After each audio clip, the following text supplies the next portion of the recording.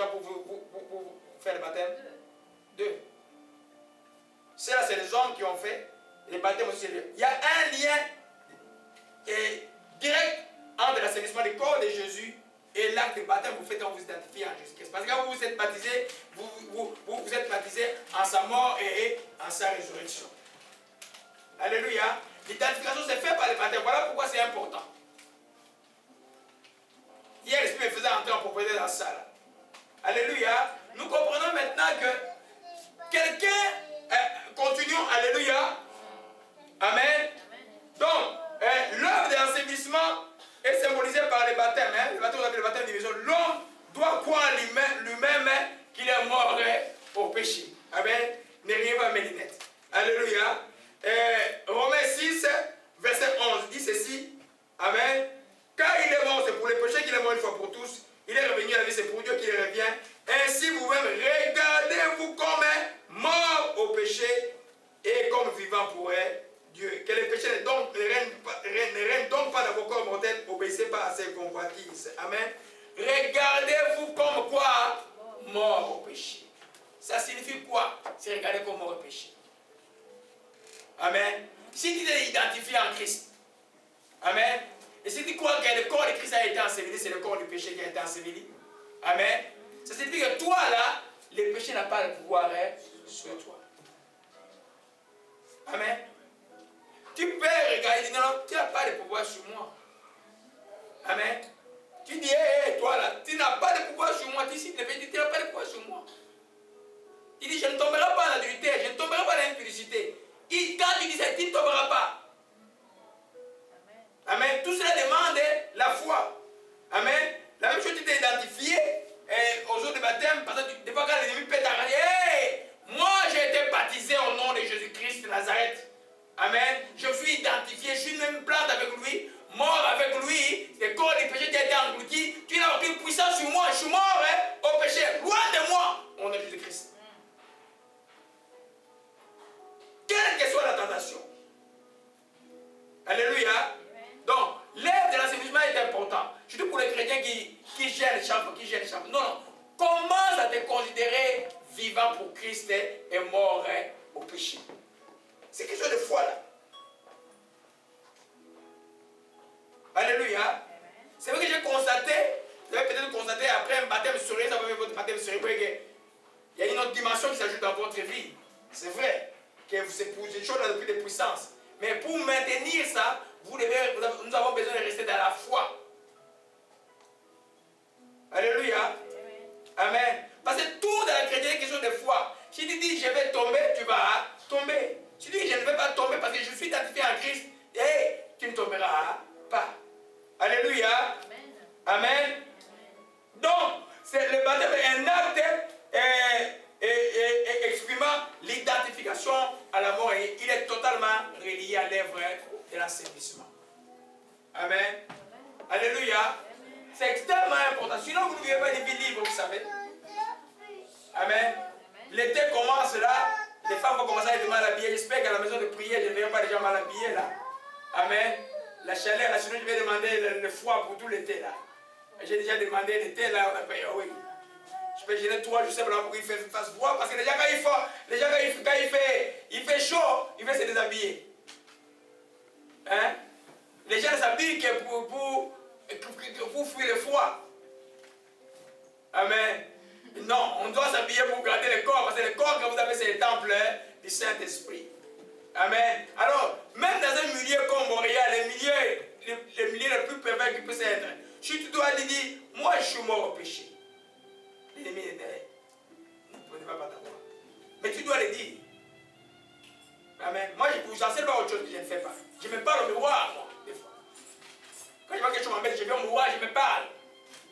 Toi, là, tu feras face au nom de Christ Nazareth. Alléluia. N'ayez pas honte du diable, vous savez. Le diable, si tu as honte de lui, il va t'avoir. Alléluia.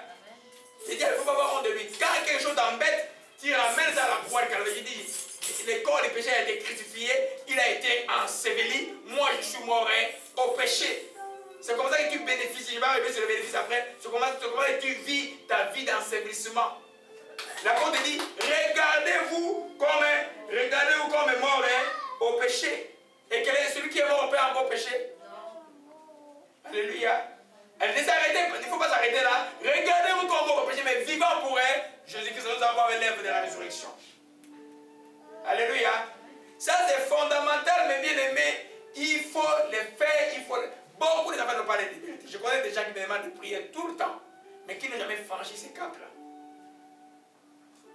Souvent vous oubliez que quand vous me racontez une histoire il y a 5 ans, même il y a 10 ans, ça là, c'est plus que la tête d'un éléphant. Sinon Dieu ne m'aura pas appelé. Tout est là. Donc quand il veut me répéter la même histoire 3-4 fois, j'ai dit il y a un problème. Alléluia. L'enfant de Dieu doit pouvoir avancer dans la foi. Alléluia.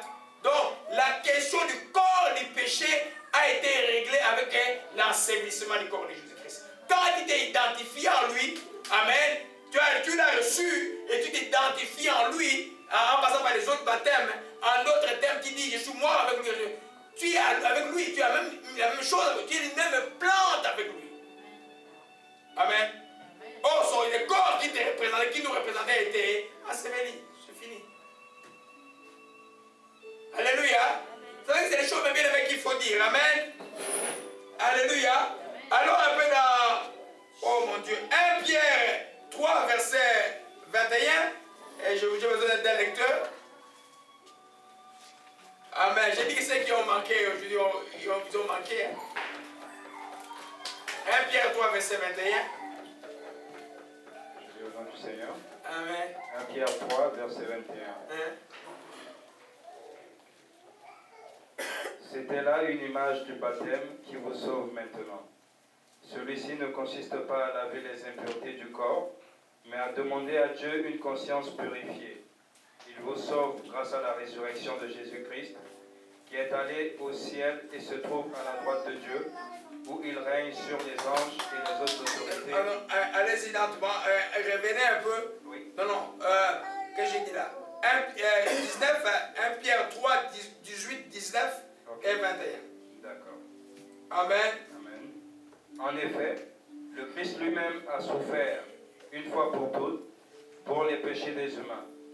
Innocent, il est mort pour des coupables afin de vous amener à Dieu.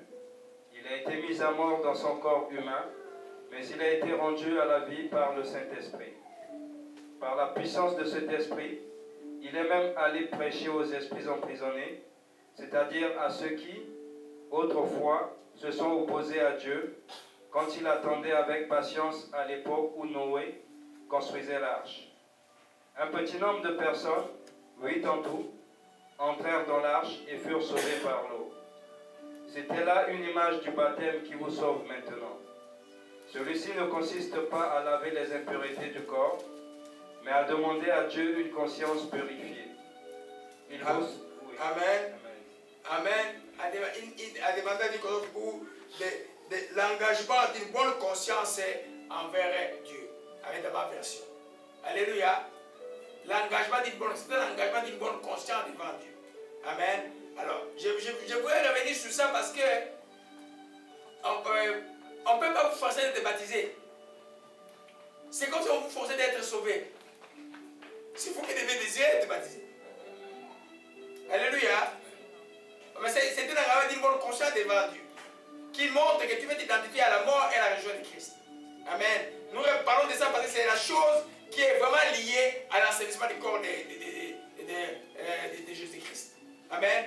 Alors, dans tous les jours, quand l'ennemi viendra te rappeler les choses, tu dis non, moi je suis mort au péché. Amen. Quand un corps mort ne peut pas être tenté. Voyez un peu. Alors, si toi, juste chaque péché, tu dois gêner, ça va. Parce que la chair est toujours là. La chair, tu la considères mort par rapport à la foi, par rapport à ce que Jésus a fait à la croix de Calvaire. Et il ne va pas vaincre. C'est vrai que quand tu as assailli de toute manière et tu ne peux plus, tu peux gêner un temps, mais à partir de ton jeûne, quand tu sors de ton jeûne, il faut demeurer dans la foi de te considérer mort au péché, vivant pour Dieu. Amen. Quand vous passez, je vous appelle, j'appelle Sainte Gloria. Comment tu vas trouver ça? J'ai dit Sainte Annie.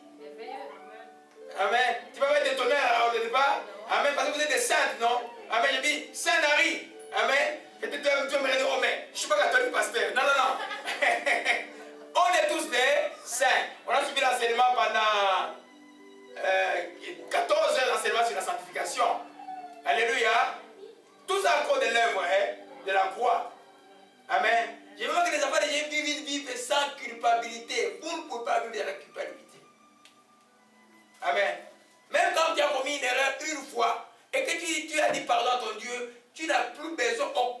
monde d'être coupable. Parce que nous sommes déjà libres et déjà heureux.